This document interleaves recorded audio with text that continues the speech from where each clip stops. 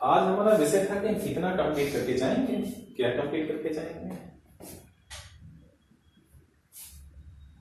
हमने इलेक्शन देखा, किसका देखा, लोकसभा, आप जानते हैं अच्छे से,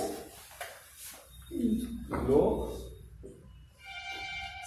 आप अच्छे से जानते हैं, राज्यसभा,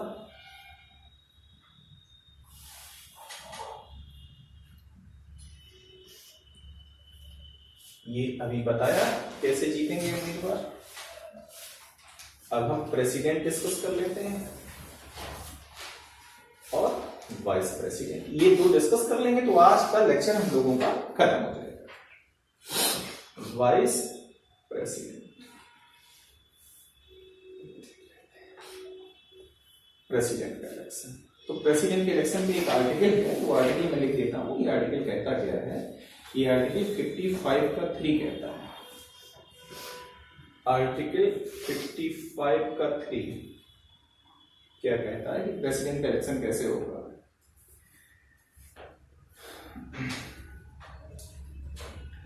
पहले मैं हिंदी में बोल देता हूं, फिर इंग्लिश में बोल देता हूं, तो हिंदी वाले लोग लिख लें पहले, फिर मैं इंग्लिश में बोल देता हूं। मैं बोल रहा हूं तो लिख लीजिए।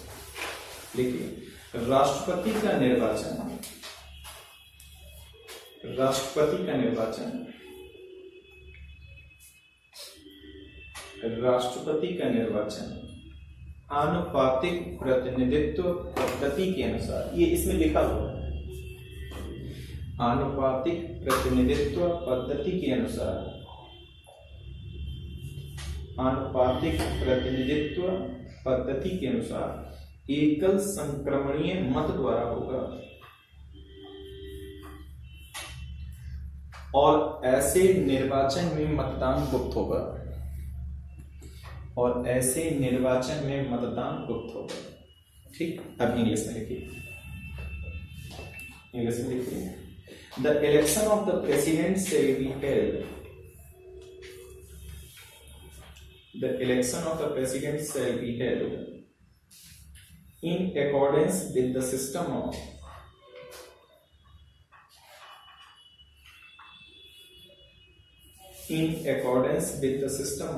proportional representation,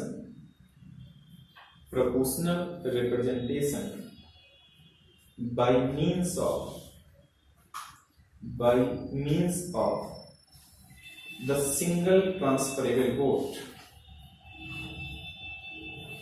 by means of the single transferable vote in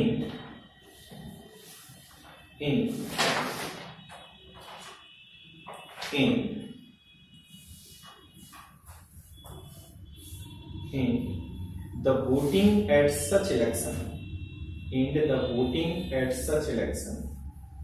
shall be by secret ballot।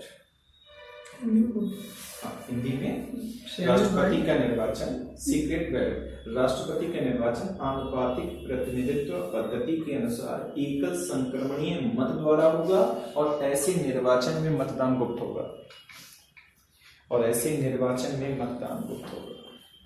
ठीक है,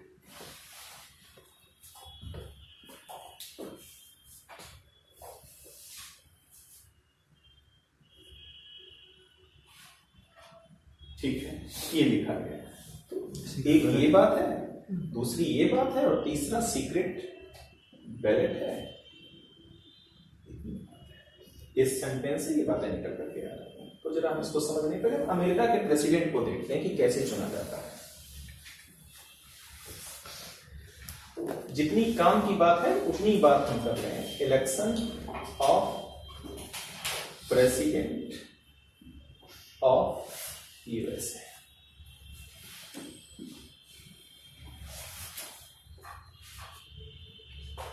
ठीक है।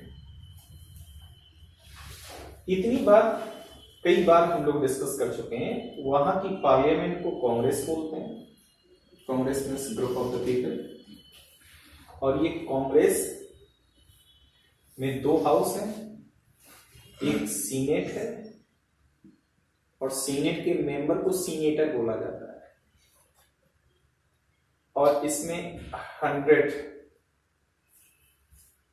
मान ले हर राज्य 50 स्टेट्स हैं, हर राज्य को समान वेट है, वेटेज है, माने टोटल 100 सीनेटर होंगे। और एक house of representative, house of representative, इसमें 338 है, 438 इतने नंबर है। इसका मतलब हर राज्य की जनसंख्या के अनुपात में रिप्रेजेंटेटिव बनाएंगे, तो किसी राज्य से ज्यादा होंगे, किसी राज्य से कम होंगे, लेकिन सीनेटर जो अपर हाउस है उसमें हर राज्य का इक्वल वेटेज है।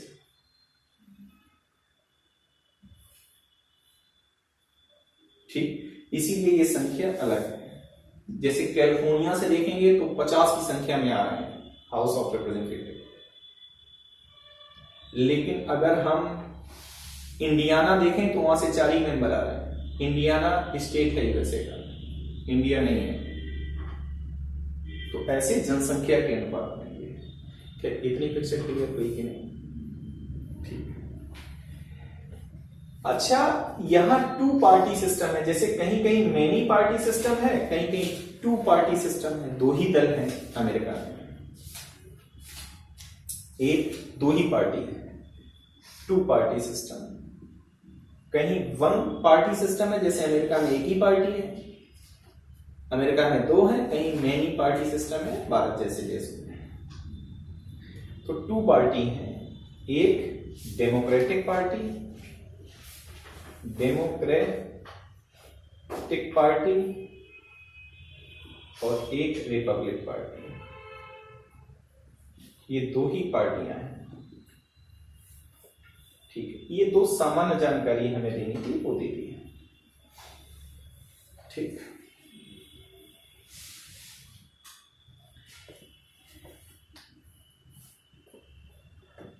Election of the president of the USA, इसके 3 चरण हैं। फेज फर्स्ट, 3 चरण हैं। Phase first, phase second, phase third.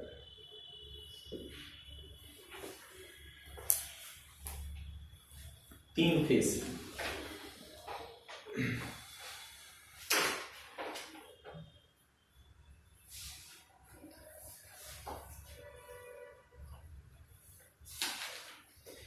पहले फेज में ये डेमोक्रेटिक पार्टी और ये रिपब्लिक पार्टी अपना जो कैंडिडेट है वो नॉमिनेट करती है कि हमारी तरफ से कैंडिडेट कौन होगा और हमारी तरफ से प्रेसिडेंट का कैंडिडेट कौन होगा। क्या ये बात क्लियर हुई है? नहीं हुई? बोलो। तो दल के द्वारा, पार्टी के द्वारा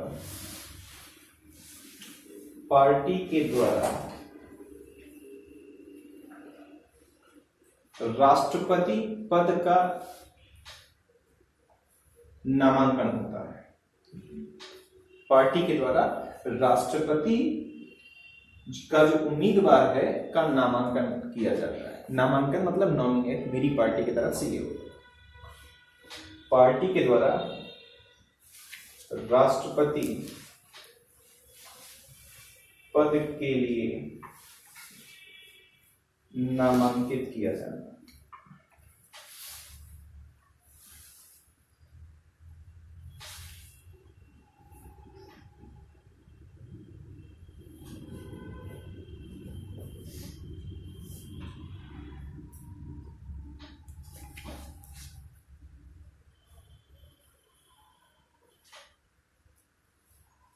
राष्ट्रपति पद के लिए उम्मीदवार को नामांकित किया जाता है। पद के लिए उम्मीदवार का नामांकन किया जाता है।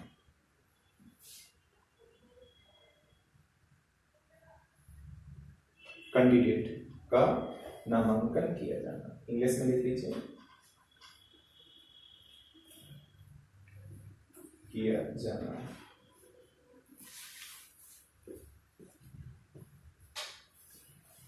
पार्टी के द्वारा राष्ट्रपति पद के लिए उम्मीदवार का नामांकन, तो इंग्लिश में लिख लीजिए, the candidate nominated for the post of president by the party. Clear? Democratic बताएगी ये हमारा कैंडिडेट होगा, रिपब्लिक बताएगी ये हमारा कैंडिडेट होगा, तो राष्ट्रपति पद के लिए। क्लियर? जब हमने पता किया कि ये होगा कैसे, प्रोसेस क्या है, ये तो स्टेटमेंट हो गया, ये तो थियरी हो गई, हाँ या ना। इसका प्रैक्टिकल, ये प्रैक्टिकल होगा कैसे, ये बात बड़ी इंटरेस्टिंग है। ये प्रैक्टिकल कैसे होगा, ये प्रैक्टिकल कैसे होगा?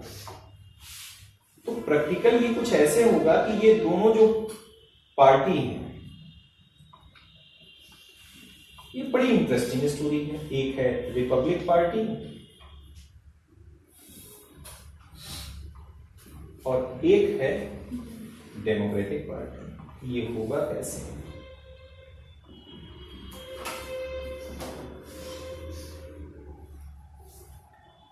इनके डेलीगेट्स होंगे, डेलीगेट्स और DELE आई नहीं होगा, सही है ना? और इनके डेलीगेट्स होंगे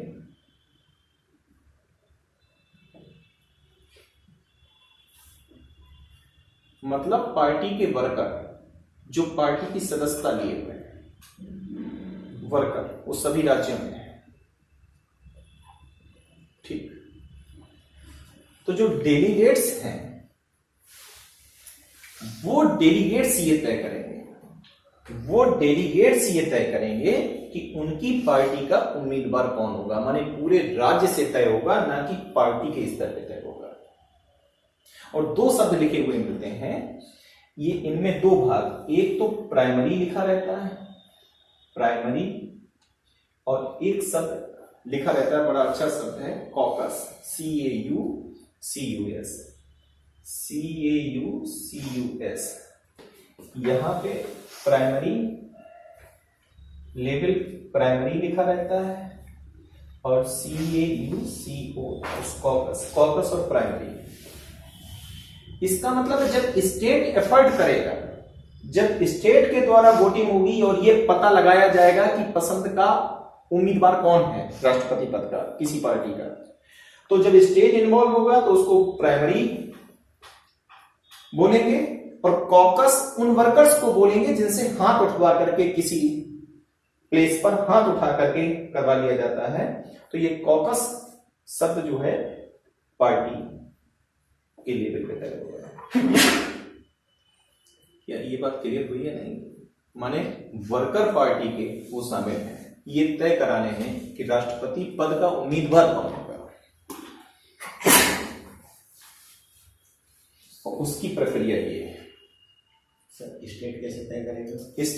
स्टेट इन्वॉल्व हो जाएगा ना, कि स्टेट वोटिंग कराएगा और वोटिंग करा करके ये तय करेगा। पहले वोटिंग, हाँ, वोटिंग इस बात की होगी कि राष्ट्रपति का उम्मीदवार होगा कौन, इस बात की वोटिंग, और फिर पार्टी उसको नॉमिनेट कर देगी कि यस, वोटिंग में जिसको ज्यादा वेटेज मिला उसको नॉमिनेट कर देगी पार्टी, हाँ या ना। इसका मतलब है कौन राष्ट्रपति पद का उम्मीदवार होगा, इसमें जनता की इच्छा भी शामिल है। ये बात आप समझ पा रहे हो, नहीं समझ पा रहे हो? यस। सिर्फ ये पार्टी के स्तर पे फैसला नहीं है, जो वर्कर के स्तर है उस पर फैसला है, जिससे मेजॉरिटी वेटेज वोट जाएगा उसको उम्मीदवार बना दिया जाएगा। लेकिन इंडिया में ऐसा नहीं होता है, वर्कर की वो वैल्यू नहीं है। इसीलिए मैं कह रहा हूं कल फंडामेंटल राइट, इंडिविजुअल राइट वो बड़े पावरफुल है, यहां फिर इंडिविजुअल राइट आगे जा रहे हैं। इसीलिए वो डेमोक्रेसी नहीं कह रहे हैं, इसीलिए वो रिपब्लिक कह रहे हैं, और रिपब्लिक में फंडामेंटल राइट एवरी पर्सन को दे रहे हैं। यहां तो कभी कभी ऐसा होता है इस देश में कि प्रधानमंत्री या मुख्यमंत्री का नाम बोला ही नहीं जाता है, कहते हैं पहले तुम हमें जिता दो, बाद में हम तय कर लेंगे मिलकर कि कौन मुख्यमंत्री या कौन प्रधानमंत्री बनेगा, हाँ या ना। क्या ये फेज फर्स्ट क्लियर हो गया? प्राइमरी को आप नेट पे डाल के देखेंगे तो पता चलेगा। इतनी बात क्लियर हो गई। अब जो आम जनता है, आम जनता क्या करेगी? निर्वाचक मंडल का निर्वाचन करेगी। इलेक्टोरल कॉलेज का इलेक्शन होगा। इलेक्टोरल कॉलेज का आम जनता क्या करेगी? आम जनता जो 18+ है वो इलेक्शन होगा। आम जनता पार्टिसिपेट करेगी और इलेक्शन होगा किसका? Election of electoral college. Electoral college जिसमें कितने टोटल होंगे? 538। हाँ है ना?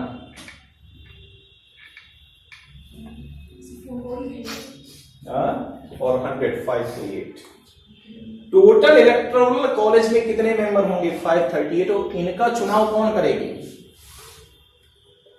जनता। राष्ट्रपति का चुनाव नहीं करेगी, इलेक्टोरल कॉलेज का चुनाव करेगी, जिसमें टोटल सीट्स 538 है।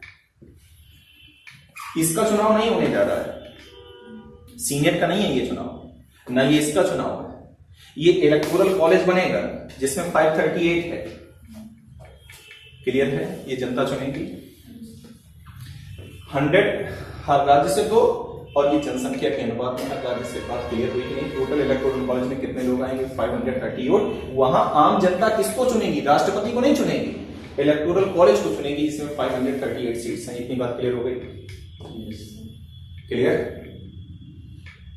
फीस थर्स्ट इलेक्टोरल कॉलेज का चुनाव हो गया। अब ये इलेक्टोरल कॉलेज किसको चुनेगा? प्रेसिडेंट को चुनेगा। बात क्लियर हुई कि नहीं? और जैसे ही ये प्रेसिडेंट को चुनेगा, ये इलेक्टोरल कॉलेज भंग कर दिया जाएगा। मतलब इसका काम करना, इसने सिर्फ राष्ट्रपति दे दिया देश। हाँ या ना? इसने राष्ट्रपति दे दिया, इससे कोई मतलब नहीं। इसीलिए मैंने जब कहा था आपको प्रेसिडेंशियल फॉर्म ऑफ सिस्टम में क्या है कि जो प्रेसिडेंट और उसकी जो काउंसिल ऑफ मिनिस्टर है उसके मेंबर ना तो सीनेट ना हाउस ऑफ रिप्रेजेंटेटिव के मेंबर होते ही नहीं है। इनसे उसका कोई मतलब ही नहीं। इंडिया में जो एग्जीक्यूटिव है is the part of parliament, legislature, but जो एग्जीक्यूटिव है यूएसए की is not a part of Congress.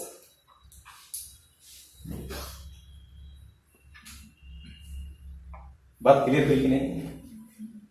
बोलो पक्का? तो देखिए जो जनता थी उसने पहले तो ये तय किया, जो पार्टी के वर्कर थे, जिन आज भी पार्टियों के वर्कर हैं उनको बाकायदा, हम लोग नहीं है उस स्ट्रीम में लेकिन है, तो जो पार्टी के वर्कर हैं वो ये तय किए कि कौन कैंडिडेट होगा उस पार्टी में जो राष्ट्रपति पद का उम्मीदवार होगा। पहला इस बात का इलेक्शन हुआ, पूरे देश में हुआ, और इसके 2 शब्द आते हैं इलेक्शन प्रोसीजर में, primary election and caucus election. Caucus मतलब ये नंबरिंग हो गई और वोट डाल के हुआ, वो प्राइमरी। ये बात क्लियर हुई या नहीं?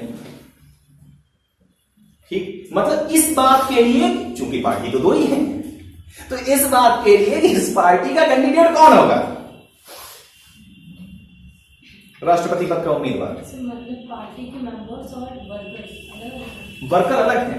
वर्कर अलग है ना? वर्कर जो वर्कर है वो मेंबर भी है। क्लियर? बात क्लियर हुई?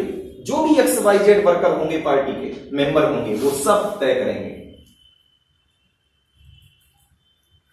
और सर स्टेट कौन रहेगा? जी, स्टेट अगर डायरेक्ट इन्वॉल्व हो गया तो दोनों के वोट्स काउंट होंगे, तो दोनों के ऐड होंगे, टोटल वेटेज ऐड होंगे, मतलब वेटेज। इतनी बात क्लियर है? ये बात क्लियर है? कभी कभी कोई राज्य क्या कर रहा है, प्राइमरी, मेरी बात समझिएगा ताकि कहीं कुछ और मिल जाए तो आप ऐसा ना लगे कि विरोधाभास है। कहीं कहीं प्राइमरी में इलेक्शन होता है और इस इलेक्शन में यह तय होता है कि उसकी पसंद हमारी पसंद होगी। जैसे हमारी कोई इच्छा है, हम चाहते हैं कि यक्स प्रधानमंत्री, यक्स राष्ट्रपति उम्मीदवार बने और आप सब लोग हमें वोट कर दिए इस जगह से, तो अब हम वेटेज अपना उसको देंगे।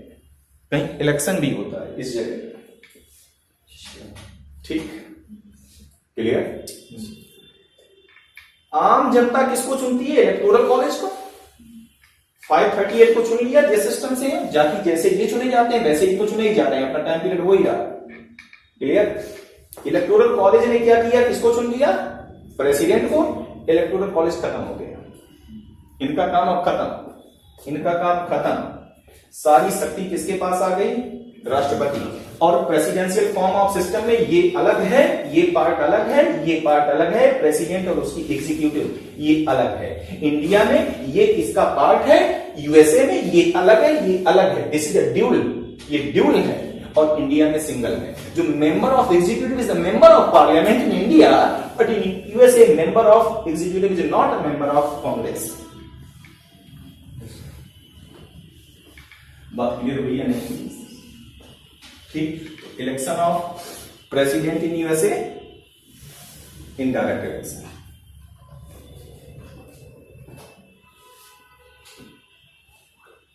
अच्छा, प्रेसिडेंट जब बन जाएंगे तो एग्जीक्यूटिव अब ये बनाएंगे, अब जिसको मन चाहे, इनसे नहीं उठाए जाएंगे वो लोग, वो जिसको योग्य व्यक्ति समझेंगे उसको ले आएंगे। इसीलिए प्रेसिडेंशियल फॉर्म ऑफ सिस्टम में जो एग्जीक्यूटिव के लोग होंगे वो पार्लियामेंट के मेंबर नहीं होंगे, और वो इसके प्रति रिस्पॉन्सिबल भी नहीं होंगे, क्योंकि इसके मेंबर नहीं तो इसके प्रति रिस्पॉन्सिबल क्यों होंगे। लेकिन इंडिया में अगर कोई मंत्री बन गया और मंत्री नहीं है तो 6 माह के अंदर उसको मेंबर बन जाना पड़ेगा। तो यहां की जो काउंसिल ऑफ मिनिस्टर है वो रिस्पॉन्सिबल है लोकसभा के प्रति 24 घंटे। मंत्रिपरिषद सामूहिक रूप से उत्तरदायी है लोकसभा के प्रति। Council of ministers collectively responsible for the house of the people. लेकिन यहां ये है ही नहीं। हाँ, ये जब भी ऐसा कुछ करेंगे जो violation of the constitution of USA होगा, तब ये बॉडी एक्टिव हो जाएगी और इम्पीचमेंट की प्रक्रिया लाई जाएगी, तब ये बॉडी एक्टिव होगी, वरना इसका इससे कोई मतलब ही नहीं है। इन्होंने कोई लॉ बनाया और अगर ये वीटो कर दिए उस लॉ में तो वो लॉ पास ही नहीं हो पाएगा। तो वहां की एग्जीक्यूटिव को वीटो पावर कि वो law pass by the legislature can be vetoed by him, by the executive. बात क्लियर हुई है नहीं?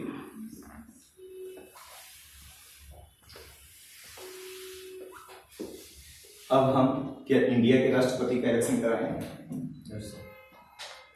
ठीक है। कैसी भागीदारी, जगह जगह भागीदारी। इस बात में भागीदारी कि राष्ट्रपति पद का उम्मीदवार कौन होगा, इस बात में जनता की भागीदारी है। पार्टी के स्तर पर केवल फैसला नहीं है, ये पूरे देश के स्तर पर यह फैसला है कि उम्मीदवार होगा कौन। 4 लोग किसी पार्टी से खड़े हो गए, डेमोक्रेटिक से 4 लोग खड़े हो गए कि हम राष्ट्रपति बनेंगे, उनमें से एक को वेटेज मिलेगा, हाँ या ना, और वो फाइनली कैंडिडेट होगा उस पार्टी का। यहां पे एक पार्टी से 2 खड़े हो जाए तो पार्टी टूट जाएगी, वहां पार्टी को टूटना नहीं है। अंडरस्टैंड? क्योंकि फिर वेटेज के ग्राउंड पता होगा कि कौन उम्मीदवार होगा उस पार्टी का। तो इसलिए पार्टी वहां पेरेंटल नहीं है कि साहब अब ये चला रहे हैं पिताजी, उनके बेटा श्री चला रहे हैं, फिर उनके बेटा चलाएंगे। तो एक सामान्य वर्कर पार्टी में एंट्री करेगा और अपनी कैपेबिलिटी के ग्राउंड पर वो राष्ट्रपति का उम्मीदवार तक जाएगा, राष्ट्रपति बनेगा, ये सब on the ground of capability. लेकिन इंडिया में आप लाख कैपेबल बने रहें और चले जाएं समाजवादी पार्टी में, कभी मुख्यमंत्री बन पाएंगे? हाँ, तभी बन पाएंगे जब अखिलेश भैया प्रधानमंत्री बन जाए और यहां जगह खाली हो, तो भी मुश्किल है क्योंकि उनके परिवार का ही कोई सदस्य दावा ठम देगा। अभी बीजेपी एक ऐसी पार्टी है जिसमें आप ये इस बात की तो उम्मीद कर सकते हैं।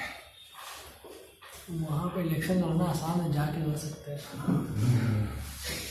और कैसा रिकॉर्डिंग हो रही है तो क्या हुआ, लोग जान जाएंगे क्लास में कैसे लोग बैठे हैं। आगे बढ़े, आईएएस फ्यूचर आईएएस बैठे और क्या। शमशेर तुम्हारी बात समझ में आई? पक्का? आपके संगीत है ये, क्या मैं भारत के राष्ट्रपति का चुनाव करवाऊं?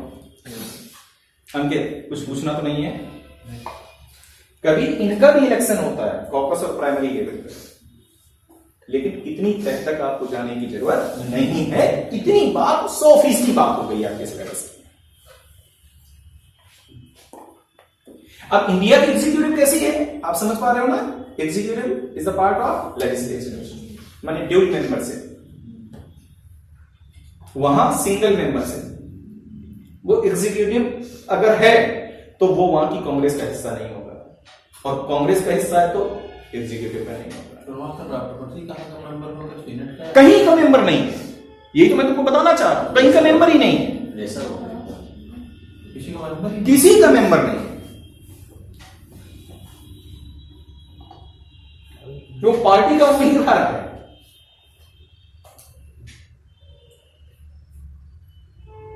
और उत्तरदायित्व भी नहीं है उसका, किसी के प्रति उत्तरदायित्व नहीं है, तो ऐसे ही होगा। किसी से मतलब नहीं है। मैंने बताया ना, ये लॉ बना है और एग्जीक्यूटिव वीटो कर देगा, मैंने लिखवाया हुआ है। तो ये वर्किंग बॉडी ये करती रहे। हाँ, इस पे नियंत्रण सिर्फ एक ही बात का है कि जब भी ये वायलेशन ऑफ कॉन्स्टिट्यूशन करेंगे तो ये बॉडी एक्टिव हो जाएगी। हटाने की प्रक्रिया बड़ी इनकी हो जाएगी जी, हटाने की प्रक्रिया भी इनकी बड़ी जटिल है। संशोधन की प्रक्रिया भी जटिल है। जटिल इसलिए है कि व्यक्ति राज्य की नागरिकता लिए बैठा है, राज्य अपना संविधान लिए बैठा है, राज्य अपनी सुप्रीम कोर्ट लिए बैठा है, राज्य अपनी आइडेंटिटी लिए बैठा है। तो जब भी प्रेसिडेंशियल फॉर्म ऑफ सिस्टम होगा तो उसमें स्टेट ज्यादा पावर एंजॉय करेंगे, सेंटर कम पावर एंजॉय करेगा। हाँ या ना? अमेरिका में स्टेट ज्यादा पावर एंजॉय कर रहे हैं, हाँ या ना? और सेंटर कम पावर एंजॉय कर रहा है, हाँ या ना?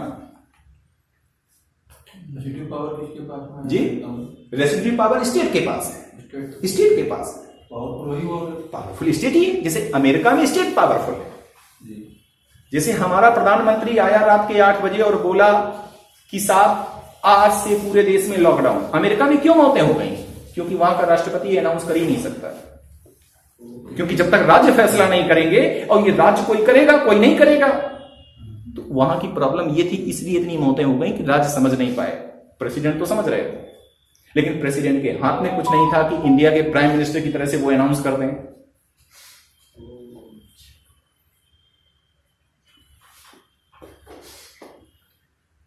और लग रहा था हम लोग बहुत आगे टेक्नोलॉजी इसीलिए वो बाह्यात सिस्टम डेमोक्रेसी कहीं सिंगल शब्द, वो लोकतंत्र को मानते ही नहीं। क्यों लोकतंत्र को नहीं मानते? मेरी बात सुनिएगा। ये जो भी लोग आए, वो कौन लोग आए चुन के? कैपिटल, हाँ या ना? पक्का?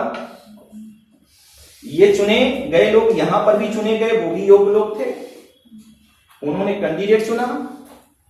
अब यहां पे धार्मिक भावनाएं भड़का के क्या वोटर को प्रभावित किया जा सकता है? हाँ या ना? क्योंकि किस किस जगह करोगे आप? 2 जगह फिल्टर लगा हुआ है, कहां कहां करोगे? तो इंडिया की प्रॉब्लम क्या है डेमोक्रेसी की? राम मंदिर तैयार हो रहा है, 2024 में इस देश में मोदी फिर से आने वाले हैं। हम ये बात कतई नहीं कह रहे हैं कि ये बात सही है या गलत है देश के लिए, प्लीज, लेकिन मैं ये कह रहा हूं राम मंदिर तैयार हो रहा है, राष्ट्रीय मंदिर की घोषणा होने जा रही है। राष्ट्रीय मंदिर इस देश का कौन सा होगा? भावनाएं, इमोशंस, ये खेल होता है। ये जो लव मैरिज है वो सब क्या है? इमोशंस का खेल है। आप भावनाओं को उठाइए, सारा खेल क्या हो रहा है? भावनाओं का हो रहा है। कॉम्प्लेन बॉय कौन है? वो तब नहीं मां को खुशी होगी जब मां जीतेगी, तो मां तब खुश होगी जब बेटा जीतेगा, और बेटा आगे निकलता है। कॉम्प्लेन बॉय, भावनाएं भड़काइए, तब प्रोडक्ट सेल होगा। प्रोडक्ट को सेल करने का क्या तरीका है? किसी भी एड को देखिए, उसका फंडामेंटल क्या है? भावनाएं। खुशियों की होम डिलीवरी। वो पिज्जा को, डोमिनोज पिज्जा को कभी खाते हुए देखिए, खुशियों की होम डिलीवरी। बाप रे बाप, खुशियां, मतलब वो खाने पर जो वहां पे बाबा दादा बच्चे एक एक बाइट के लिए झगड़ा कर रहे हैं, और जो उनकी चेहरे की खुशी है वो किसी आईएएस के बन जाने से कम नहीं है। तो आप इमोशंस को उठाइए, भावनाओं को पहले आप जागृत करिए। तो लोकतंत्र का भीड़ तंत्र में बदलना, लोकतंत्र का वोट तंत्र में बदलना, वोट्स का पोलराइजेशन होना सिर्फ ये इंडिया की डेमोक्रेसी में संभव है, यूएसए की रिपब्लिकन स्टेट में संभव नहीं है। बात क्लियर हुई या नहीं हुई? इसलिए सच्चा अगर लोकतंत्र है जिसने लोकतंत्र का इस्तेमाल भी नहीं किया, तो आइडियल एग्जाम्पल यूएसए है। इसीलिए वो किसी के चक्कर में नहीं पड़े, ना डेमोक्रेसी के, ना वो पार्लियामेंट के, ना वो जुडिशरी के, ना वो एग्जीक्यूटिव के। उन्होंने क्या किया, इंडिविजुअल पावर दे दी, सबको फंडामेंटल राइट दे दी, इंडिविजुअल पावर दे दी। का एंजॉय करिए इंडिविजुअल पावर को, और उसको कॉन्स्टिट्यूशन द्वारा उसको प्रोटेक्ट कर दिया। करिए एंजॉय। बात क्लियर हुई है नहीं हुई? बात समझ पा रहे हैं? तो क्या हम election of president of India पे आ जाए? ठीक है, साफ करें। समझ में आ गया होगा? लिखना तो नहीं है? लिख लिया। मतलब उसके बाद इलेक्शन हुआ, उसके बाद ये खत्म, बॉडी खत्म, सब फिर अपने अपने घर जाए। ये अलग चल रही है पैरेलल में। बात समझ पा रहे हो? तो जो सर ये इलेक्टोरल कॉलेज बनेगा, हाँ, वो उसका काम है राष्ट्रपति को चुन ले और उसके बाद खत्म। और फिर उनका चुनाव वो अपने पैरेलल में तो चलते, उनका चुनाव जैसे हुआ है, जैसे कार्यकाल चल रहा है वैसे चलता रहेगा। मतलब जो हाउस ऑफ रिप्रेजेंटेटिव होगा वो राष्ट्रपति का चुनाव नहीं करेगा। ना ना ना, ये कोई पार्टिसिपेट नहीं करेंगे भाई, मैं उसी समय से यही चिल्ला रहा हूं। ये अलग अलग खेल है। ये अलग अलग है, तभी मैं कह रहा हूं executive and legislature both are different thing. The member of executive is not a member of the Congress, either Senate or House of Representatives. ठीक है, हो गई बात? कुछ पूछना है किसी को? साकिर भाई, नहीं, किसी को नहीं पूछना है कुछ?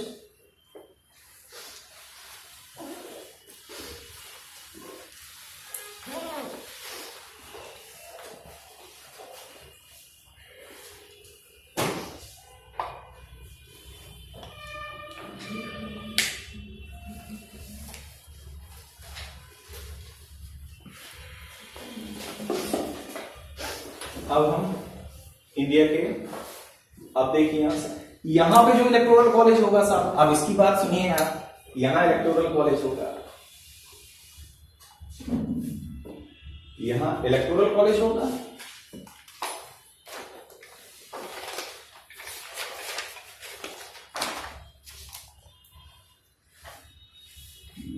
ये कैसे बनेगा? Lok Sabha, Rajya Sabha, state legislative assemblies के इलेक्टेड मेंबर, हाँ या ना? इलेक्टोरल कॉलेज का हिस्सा है। माने लोकसभा के 543, राज्यसभा के 233, और ये संख्या हमें बताना अभी जरूरी नहीं समझते हैं, क्योंकि हर राज्य की विधानसभा के कुल जीतेंगे, जोड़ेंगे, वो क्लियर हुई की बात नहीं है।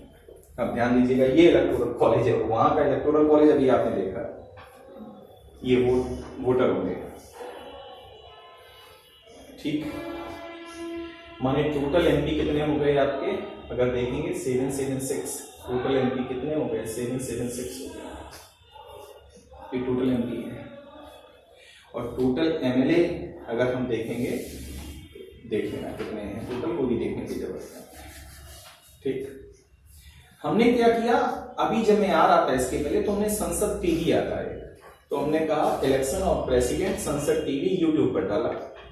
ये मैंने इसलिए डाला कि अभी 2022 में जो इलेक्शन हुए थे, तो उससे हमें ये डिटेल मिल जाए कि एक एमपी के वोट की कीमत क्या है और एक स्टेट लेजिस्लेटिव असेंबलीज के मेंबर के वोट की कीमत क्या है। आप भी डाल के वही देख लीजिएगा, वही मैंने देखा, वही मैं डिटेल दे रहा हूं, क्योंकि मुझे पूरी उम्मीद थी कि उसमें जो डाटा वो देंगे वो जरा सा भी गलत नहीं होगा। तो क्या आप ये बात नहीं समझ पाएंगे? वही डाटा मैंने देखा, वही मैं आपको लिखवा रहा हूं। तो वो मैं लिखवा रहा हूं कि वैल्यू ऑफ द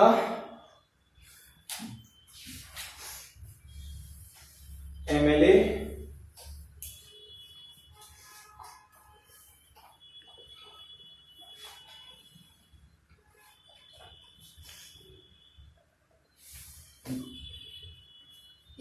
उसमें नहीं दिया गया था, तो ये एक्स वाई जेड हम डाल दें तो बात चलेगी कि नहीं? एक्स वाई जेड डाल देंगे, मतलब आप समझ पा रहे हैं ना मेरा?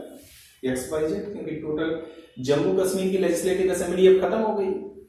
तो 2017 में जो एक एमएलए के वोट की कीमत होगी, एक एमपी के वोट की कीमत होगी, वो 708 थी। अब एक एमपी के वोट की कीमत 700 हो गई। क्यों? क्योंकि जम्मू कश्मीर की लेजिस्लेटिव असेंबली नहीं, इसलिए एमपी के वोट की कीमत कम हो जाएगी। कैसे हो जाएगी उसके लिए फॉर्मूला है, समझिए। एमएलए कितने हैं? एक्स वाई जेड, ठीक है, क्लियर। तो value of the votes of MLA, of the votes of MLA निकालेंगे। इसका फॉर्मूला है संविधान में, क्या?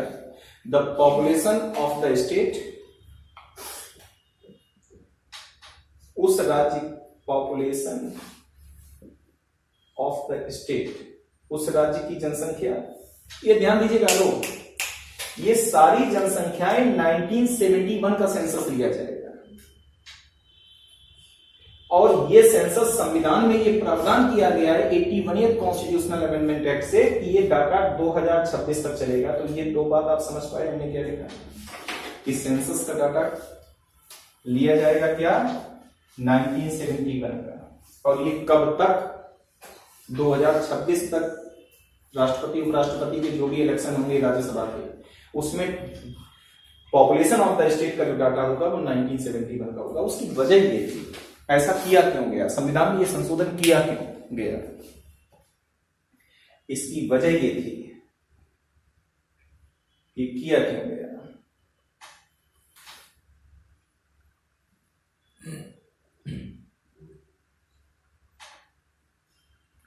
ये किया क्यों गया? ये किया इसलिए गया, ये नर्मदा नदी के किनारे पॉपुलेशन कम हो रही थी और यहां ग्रोथ ज्यादा हो रही थी पॉपुलेशन की।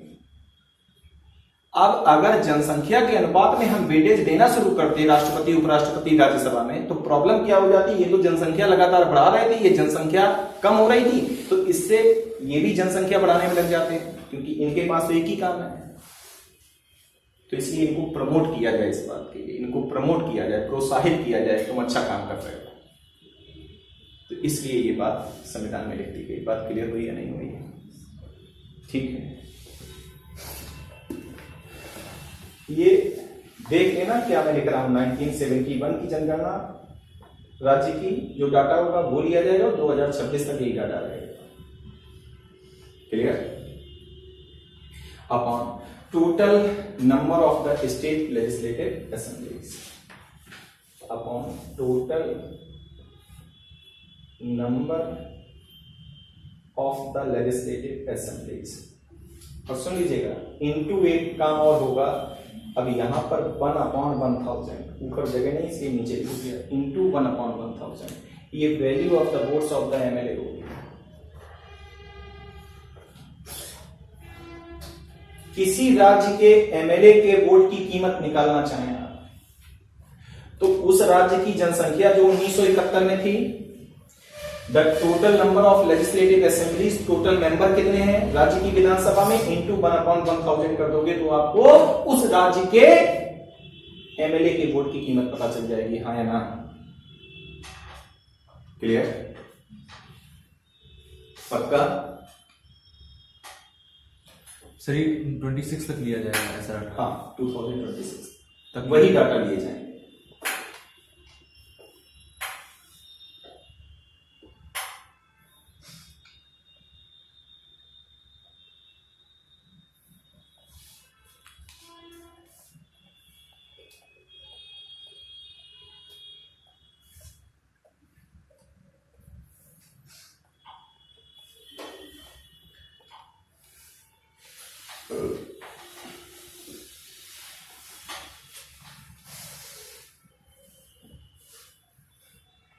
ठीक है, यहां तक क्लियर हो गया? आगे बढ़े? Yes sir.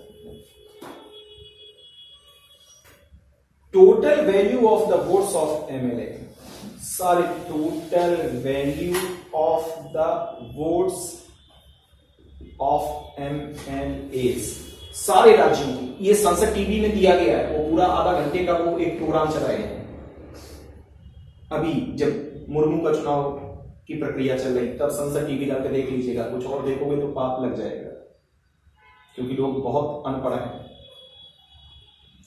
तो ये बराबर उसमें डाटा दिया गया था 5, 4, 3, 2, 3, 1। ये 5,43,231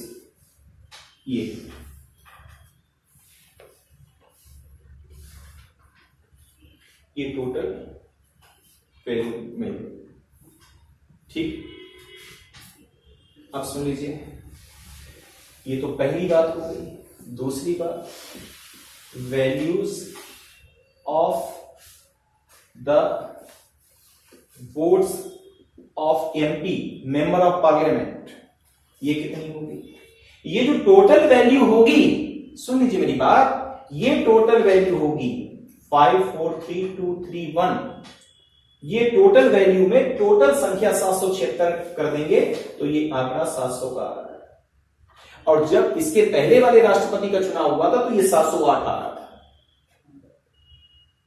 ठीक, तब क्योंकि जम्मू कश्मीर में विधानसभा थी तो ये संख्या बढ़ गई थी वोट की। तो जब ये संख्या बढ़ जाएगी, और ये 776 थी, डिवाइड करेंगे, ये स्थिर थी, ये बढ़ गई, ये जम्मू कश्मीर में माइनस हो गई, तो ये डाटा 708 निकल आया था। ये बात क्लियर हुई है नहीं हुई? क्लियर? तो 700 हो गई। इसका मतलब अगर हम टोटल वैल्यूज ऑफ, हेलो सुन लीजिए मेरी बात, इसका मतलब अगर हम total values of the votes of MP निकालना चाहें तो एक एमपी की 700 है, टोटल कितनी हो जाएगी? 700 इंटू 776। ये बात समझ में आ गई? हाँ है ना? और ये संख्या हो जाएगी 5,43,200। ये उसमें डाटा दिया गया है,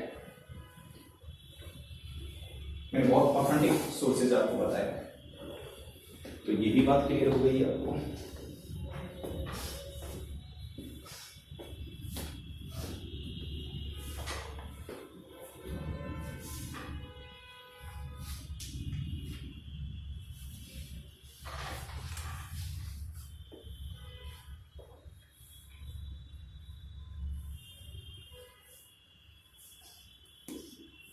आगे बढ़ूं मैं?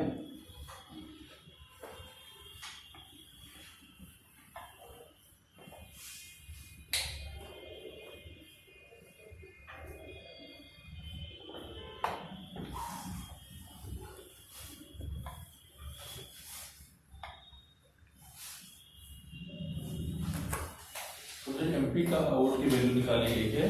हाँ, जो total value of the votes of the MLAs MLA की और upon total number of the parliament elected member 776 divide कर दो, कैलकुलेटर आपके पास है, 700 डाटा आ जाएगा।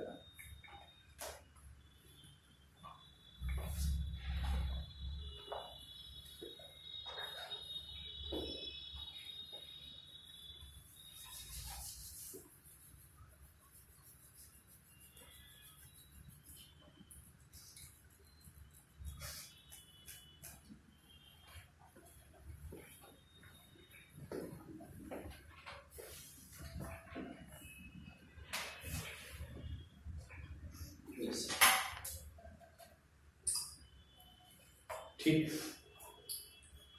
ठीक है, माने यही इलेक्टोरल कॉलेज होगा और राष्ट्रपति का चुनाव करके ये इलेक्टोरल कॉलेज डिसॉल्व नहीं होगा, फिर अपने वापस अपने हाउस में चले जाएंगे। वहां हाउस अलग था।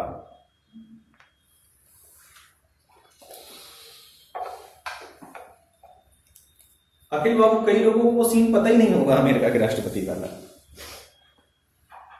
ये ऐसा होता है। क्या मैं अब आगे बढ़ूं? साकिब भाई अब आगे बढ़ूं। अंकित, मैं साकिब भाई से बोल रहे थे कि एक रियाज भाई यहाँ के स्टूडेंट थे, ठीक है? तो वो क्या लिबरल मुसलमान थे, मैं गलत तो नहीं बोल रहा हूं? क्या लिबरल मुसलमान थे, तो दोनों भाई ठीक थे। हैं? दोनों भाई। दुर्गा पूजा होती तो दुर्गा पूजा में हवन की आहुति देना, और कट्टर मुस्लिम होना और कट्टर सेकुलर होना, दोनों उनमें तत्व थे। हाँ या ना? हर वक्त की नमाज मतलब बीच में निकल के नमाज जाना। क्या बेस्ट एग्जाम्पल थे साकिब भाई, रियाज भाई। भाई का नाम क्या था उसका? रियाज का? रियाज का भाई का क्या नाम था? हाँ? बहुत बॉडी बिल्डर है, ऐसे जोड़े सोले अब तो उसने बना लिए हैं। इतनी बात हो गई। अब हम प्रेसिडेंट के इलेक्शन पे आ जाएंगे। मान लिया प्रेसिडेंट की पोस्ट के लिए कौन खड़ा है? कौन तय करेगा? पार्टी तय करेगी। यहां वहां पार्टी तय नहीं करेगी, पार्टी नामांकित करेगी वेटेज लेके। यहां पार्टी तय करेगी, मोदी जी तय कर लेंगे इधर से, उधर से राहुल जी तय कर लेंगे कि हमारी तरफ से है, तुम्हारी तरफ से है। बात क्लियर हो रही कि नहीं हो रही? लोकतंत्र की खूबसूरती देखनी हो अगर, जिसमें जनता की पूरी पूरी सहभागिता है, जिसने लोकतंत्र शब्द का प्रयोग भी अपने संविधान में नहीं किया, वो देश वैसे है। बात समझ पा रहे हैं? हाँ, प्रेसिडेंट का इलेक्शन हुआ। मान लीजिए मिस्टर एक्स खड़े हुए, मिस्टर वाई खड़े हुए और मिस्टर जेड खड़े हुए। मान लिया लेट 3 लोग खड़े हुए। एक बीजेपी ने खड़ा कर दिया, एक कांग्रेस ने मिला के उम्मीदवार खड़ा कर दिया, एक और खड़ा हो गया। एग्जाम्पल लेते हैं, 2 खड़े हो जाए। इसका मतलब ये सारे लोग 776 लोग, हाँ या ना? और ये एक्स वाई जेड लोग। बात समझ पाए कि नहीं समझ पाए? ये 776 एमपी, ये x y z MLA total. की बात क्लियर हुई या नहीं हुई? हुई या नहीं हुई? हुई या नहीं हुई? इनके एक वोट की अपनी वैल्यू होगी, हाँ या ना? हर राज्य के विधानसभा के सदस्य एमएलए की वैल्यू अलग अलग होगी। ये भी बात आप समझ पा रहे हैं कि नहीं? समझ पा रहे हैं ना? अलग अलग होगी। माने यूपी का जो एमएलए है उसकी वैल्यू सबसे ज्यादा होगी, नागालैंड, त्रिपुरा, मिजोरम होगी उसकी कम होगी। यूपी के एक एमएलए की वोट की कीमत 200 से ज्यादा है। तो हम देखेंगे कि वहां पर अगर हम वोट की वैल्यू देखें नागालैंड, मिजोरम, तो 2 डिजिट में। क्लियर हुई बात की नहीं? फार्मूले में पुट करके निकाल सकते हैं 1971 की जनगणना को रख करके। तो ये सब जो हैं वो क्या करेंगे? प्रेफरेंस वोट देंगे। सब उनकी पहली पसंद ये, दूसरी पसंद ये, या कोई कहेगा हमारी दूसरी पसंद ये, तीसरी ये, या कोई कहेगा ये 3-1-2, या कोई कहेगा 3-2-1, ऐसे करेंगे। हाँ या ना? प्रेफरेंस वोटिंग देंगे, हाँ या ना? बात क्लियर हुई कि नहीं? बोलो।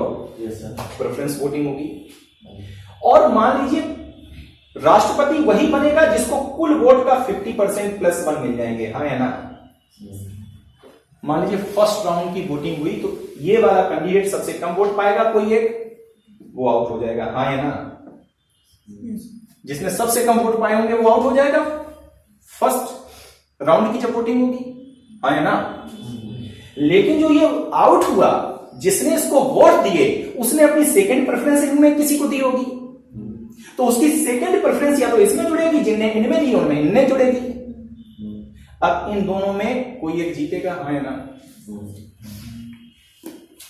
तो राष्ट्रपति चुनाव के लिए कभी कभी 2 राउंड वोटिंग होती है, कभी कभी 2 राउंड वोटिंग की जरूरत नहीं पड़ती है, हाँ या ना? क्लियर हुई? क्योंकि on the ground of preference vote, क्योंकि चाहे कोई भी पार्टी, ये 776 में आप किसी को आप प्रेफरेंस वोट करना है,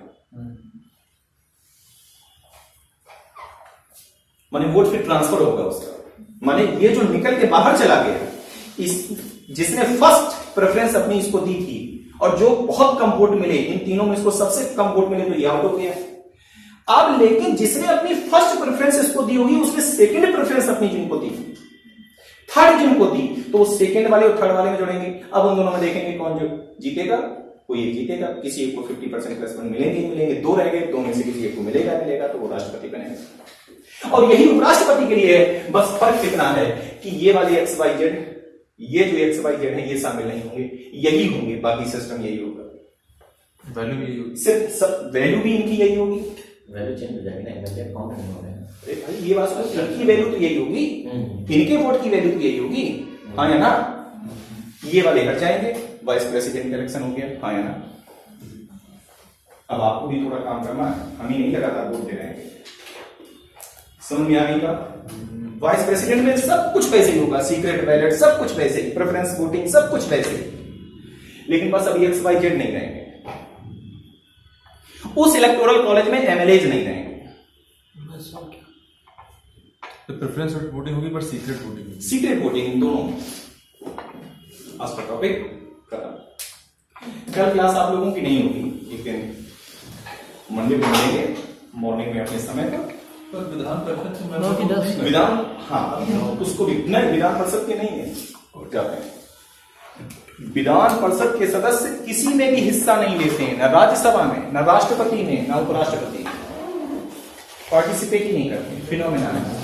अब इलेक्शन नेक्स्ट टाइम पे जो हम कराएंगे क्लास में, वो किसका कराएंगे सुनिए, लेजिस्लेटिव काउंसिल। पक्का? क्योंकि लेजिस्लेटिव असेंबली में तो डायरेक्ट जनता वोट कर रही है, वहां तो मतलब ही नहीं, तो लेजिस्लेटिव काउंसिल में इलेक्शन करा दें।